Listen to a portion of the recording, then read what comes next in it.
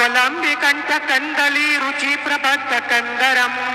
स्मरच्छुदं पुरच्छुदं भवच्छुदं मखच्छुदं गजच्छुदांधकच्छुदं तमंतकच्छुदं भजे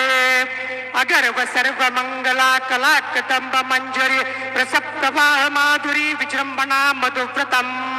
स्मरांतकं पुरांतकं भवांतकं मखांतकं गजांतकांतकांतकं तमंतकांतकं भजे जयत्पथ प्रविभ्रमत् भ्रमत् भुजंगमश्विस विनर्गमत् परमस्फुरत् करालभाल हव्यवाट् धुमित् धुमित् धुमित् ध्वनन् मृदंग तुंग मंगल भजक्रमाल प्रत्यदं प्रचंड तांडव शिव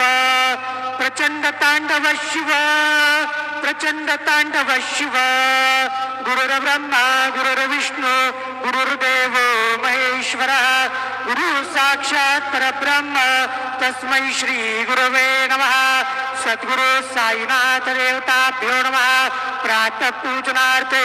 गंधाक्षतपुष्पैः संपूज्य अथ धूपः वनस्पतिरसद्धूतो गन्धाढ्यो गन्धोत्तमः आग्रह्य सर्वदेवानां धूपोऽयं प्रतिगृह्यताम् धूपम् अग्रापयामि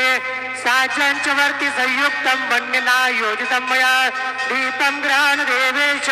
त्रैलोक्यतिमिरापः दीपं दर्शयामि धूपदीपान्तेन उपहारनैवेद्यं निवेदयामि चतुरस्त्रमण्डलं कृत्वा तदुपरि नैवेद्यपात्रं निधायेत् गायत्रीमन्त्रेण पात्रान् सम्प्रोक्ष्येत् धेनुमुद्रयाम् अमृतीकृत्य ग्रासमुद्रयां प्रादर्शेत सत्यन्वर्तेन विरिञ्जामि ॐ प्राणाय स्वाहा ॐ अपानाय स्वाहा ॐ व्यानाय स्वाहा ॐ उदानाय स्वाहा ॐ समानाय स्वाहा ॐ ब्रह्मणे नमः नैवेद्यमध्ये पानीयं समर्पयामि पुनर्नैवेद्यं निवेदयामि ॐ प्राणाय स्वाहा ॐ अपानाय स्वाहा ॐ व्यानाय स्वाहा ॐ उदानाय स्वाहा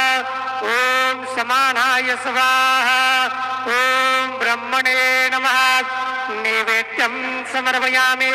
हस्तवृक्षालनं समर्पयामि मुखवृक्षालनं समर्पयामि करोद्वर्तनार्थे चन्दनं समर्पयामि सद्गुरु साईनाथ देवताभ्यो नमः प्रार्थना पूर्वक नमस्कारं करोमि तथा च मंगल आरार्तिक्य दीपं दर्शयामि शिरडी माझे